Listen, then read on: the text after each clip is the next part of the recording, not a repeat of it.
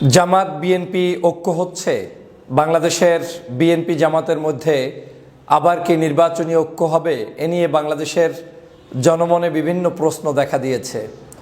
বিশেষ করে সাম্প্রতিক সময়ে জামাত ইসলামের আমির ডাক্তার শফিকুর রহমান সাহেব যখন লন্ডনে দেশনেত্রী বেগম খালেদা জিয়ার সাথে এবং বিএনপির ভারপ্রাপ্ত চেয়ারম্যান জনাব তারেক রহমানের সাথে সাক্ষাৎ করেছেন, চা চক্রে মিলিত হয়েছেন, শারীরিক খোঁজখবর নিয়েছেন, বিভিন্ন ধরনের দেশ বিদেশ সামগ্রিক বিষয়সহ আলাপ আলোচনা করেছেন তথা মিটিং করেছেন, সেই মিটিংটি এখন আর গোপন থাকেনি, এখন প্রকাশ্যে চলে এসেছে।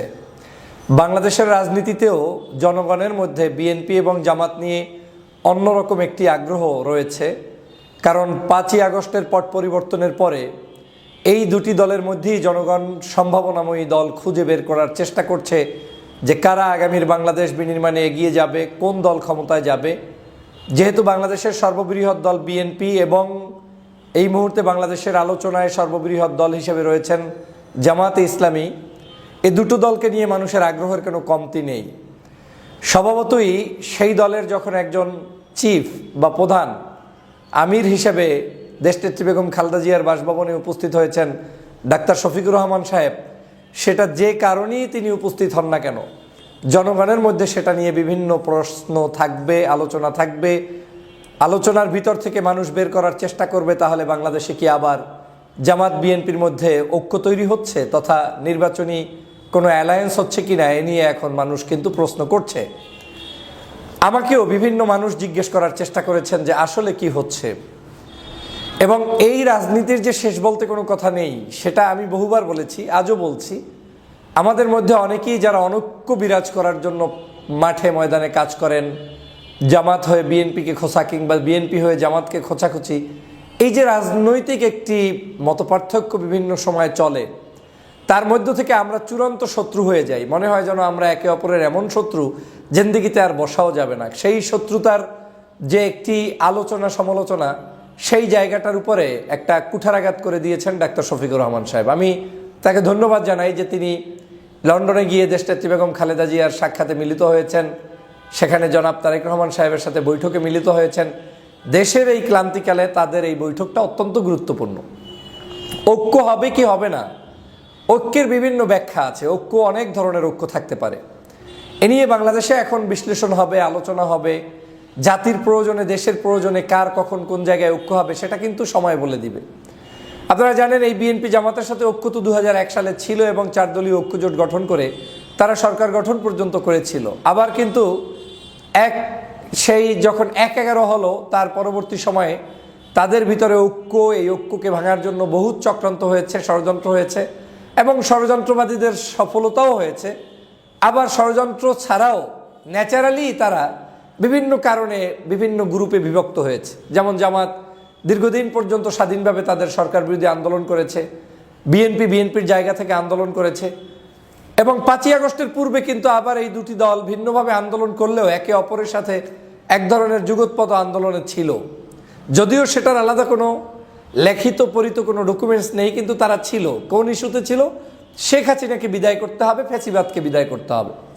তো 5 তারিখে তারা তাদেরকে বিদায় করার পরে বাংলাদেশের প্রেক্ষাপটে এই জায়গাটাতে আওয়ামী লীগ বিদায়ের কারণেই নতুন করে রাজনৈতিক মেরুকরণ তৈরি হয়েছে।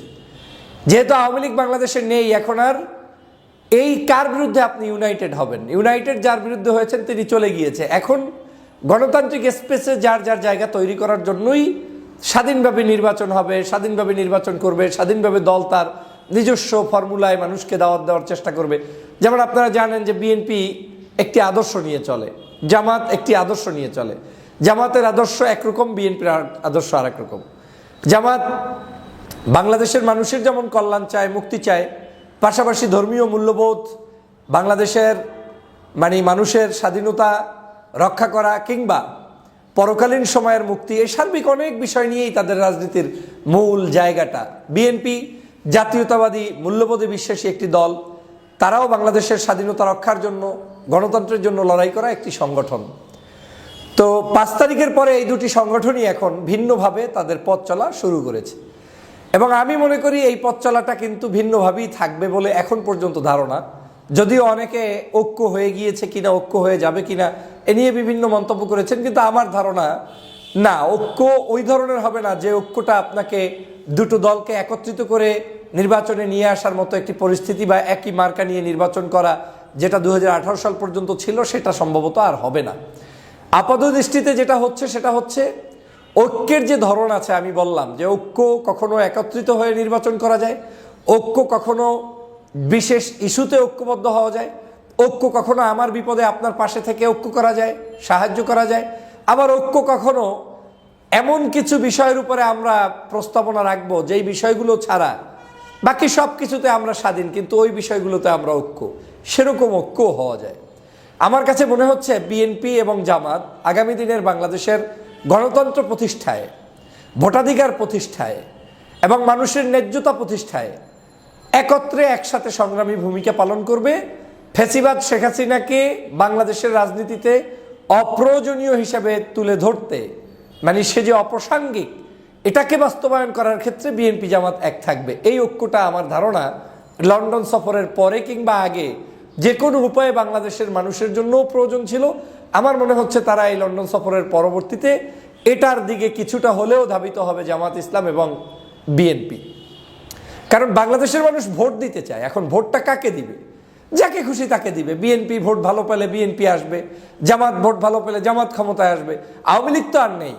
অর্থাৎ আওয়ামী লীগ যেখানে নেই সেখানে আওয়ামী লীগকে ঠেকাও আন্দোলনে হতে গিয়ে যেরকম একটি ঐক্য দরকার, সেটা আর আপাতত নিষ্প্রয়োজন বলে আমার কাছে মনে হচ্ছে।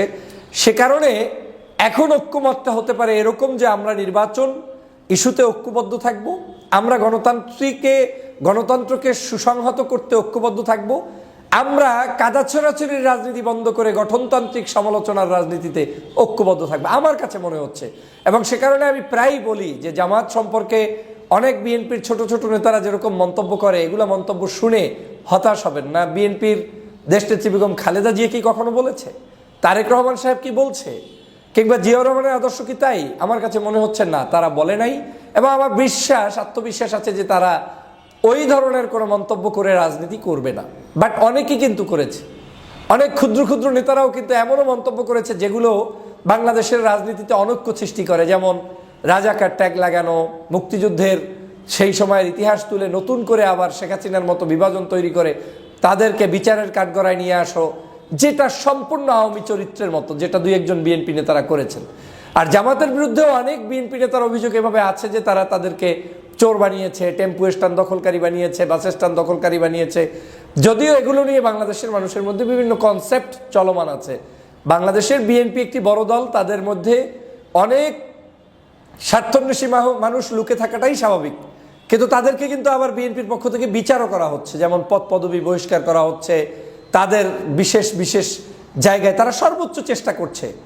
আমরা কিন্তু নতুন রাজনৈতিক দলও বাংলাদেশে দেখছি, একেবারে যে ধোয়া তুলসী পাতা এমন দলও এখন পর্যন্ত কিন্তু আমরা পাচ্ছি না সেখানে। সেই তুলনায় আমি মনে করি এগুলো আলোচনা থাকবে, সমালোচনা থাকবে, এবং সেই আলোচনাগুলোই রাজনীতিতে গত 16 বছর বন্ধ ছিল। যেমন শেখ হাসিনা ছাড়া, আওয়ামী লীগ ছাড়া কিছুই ছিল না, তাই আমাদের কাছে এগুলো একটু খটকা লাগছে।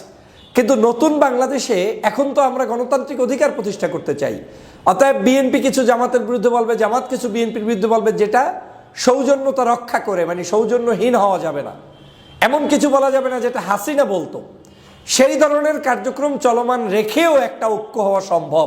আমার কাছে মনে হচ্ছে বিএনপি জামাত সেই পথেই হাঁটছে। এবং জামাতের আমির ডাক্তার শফিকুর রহমান সাহেব চেয়ারপারসনের সাথে বিএনপির সাথে সাক্ষাতে মিলিত হয়ে তিনি তার বরত্বের পরিচয় দিয়েছেন, সম্মান করে দেখা করে এসেছেন। তিনি একজন বয়োজ্যেষ্ঠ নেত্রীর এই যে অসুস্থকালীন সময়টাতে জামাত ইসলাম তার পাশে গিয়েছেন, খোঁজ নিয়েছেন, এটা অবশ্যই ভালো গুণ।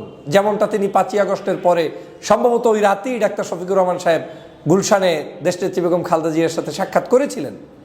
তো আমার কাছে বাংলাদেশের আগামীর রাজনীতিতে যেটা মনে হচ্ছে আজকের মতো পর্যন্ত, আজকের দিন পর্যন্ত লেটেস্ট আপডেটে যেটা মনে হচ্ছে, বিএনপি জামাতের নির্বাচনী কোনো ঐক্য হবে না। জোট দুইটা হতে পারে বাংলাদেশে, একটা জামাত কেন্দ্রিক বাংলাদেশের ইসলামী আন্দোলন সহ বেশ কয়েকটি ইসলামিক এবং আরও কিছু জেনারেল শিক্ষিত দল থাকতে পারে, তাদেরকে নিয়ে একটা বড় জোট। এবং বিএনপি জোট করুক কিংবা না করুক, বিএনপির সাথে কিছু রাজনৈতিক দল অথবা স্বাধীনভাবে বিএনপি, এবং নির্বাচনে মূলত প্রতিদ্বন্দ্বিতা হবে এই জামাত জোট এবং বিএনপির সাথেই। এটাই বাস্তবতা। কে হারবে কে জিতবে সেটা বাংলাদেশের জনগণ নির্ধারণ করবে, কিন্তু এই জোট দুটোই থাকবে। কিন্তু এই জোট দুটোর মধ্যে একটা সুসম্পর্ক থাকতে হবে, যে ভাই আমি যদি ভোট পেয়ে ক্ষমতায় যাই আমার আপত্তি নেই, তুমি যদি ভোট পেয়ে ক্ষমতায় আসো আমার আপত্তি নেই, কিন্তু আমরা একে অপরকে এমন আচরণ করব না যাতে শেখ হাসিনা বাংলাদেশে ফিরে আসে, যাতে শেখ হাসিনা বাংলাদেশে মাথার উপরে চেপে বসে, যাতে শেখ হাসিনা অবৈধ শাসন ব্যবস্থা আবার আপনার উপরে আমার উপরে চাপিয়ে দেয়। আমার বিশ্বাস বিএনপি জামাত সেই জায়গায় সতর্ক অবস্থানে থাকবে, এবং জামাত বিএনপির এই সতর্ক অবস্থানটা আমাদের দেশের জন্য অত্যন্ত গুরুত্বপূর্ণ। আমি সবসময় ঐক্যের কথা বলি, জাতীয় ঐক্যের কথা বলি।